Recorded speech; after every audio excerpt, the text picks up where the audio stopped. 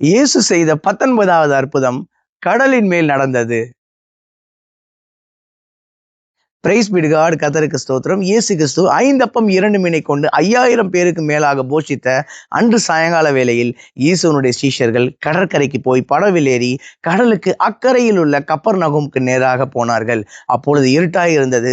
இயேசு கிறிஸ்துவும் அவர்களோடு வரவில்லை. அன்று இரவில் பெருங்காற்று அடித்தபடியினால் கடல் கொந்தளித்தது. சீஷர்கள் 3-4 மைல்கள் தண்டு வலித்து நேராக போக பிரயத்தனம் பண்ணியும் அது அவர்களால் கூடாமல் போயிற்று. இரவின் 4ஆம் ஜாமத்தில் இயேசுவான அவர் கடலின் மேல் நடந்து வருகிறதை கண்டு சீஷர்கள் ஆவேசம் என்று அலறினார்கள்ல. இங்கிலீஷ் பைபிள்ல வாசிக்கிறோம், கோஸ்ட், பேய் அப்படின்னு சொல்லிட்டு அலறாங்கல்ல. உண்மையிலே வேதத்துல அசுத்தாவி பிடித்தவர்கள்லாம் இயேசுவை பார்த்து, இயேசுவே உன்னதமான தேவனுடைய குமாரனே அப்படின்னு தான் சொன்னாங்க.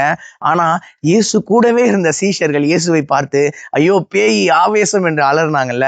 ஆனாலும் இயேசு திடன் கொள்ளுங்கள், நான் தான், பயப்படாதீர்கள் என்று சொன்னபோது யோவான் 6:21 வாசிக்கிறோம், அவர்கள் இயேசுவை படவில் ஏற்றுக்கொள்ள மனதாய் இருந்தார்கள்.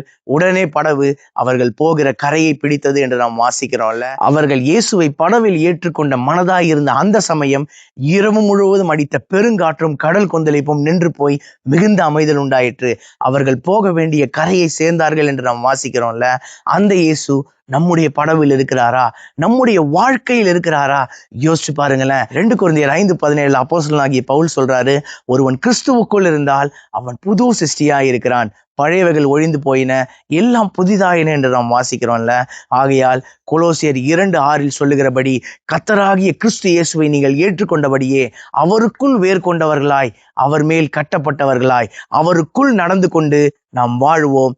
தேவன் நம்முடைய வாழ்க்கையில் பெரிய காரியங்களை செய்வார். என்னுடைய வாயின் வார்த்தை, என்னுடைய இருதயத்தின் தியானங்கள் கர்த்தருக்கு முன்பாக பிரதியா இருக்கட்டும். கர்த்தருக்கு சித்தமான இன்னொரு வீடியோ பதிவில் நாம் சந்திப்போம்.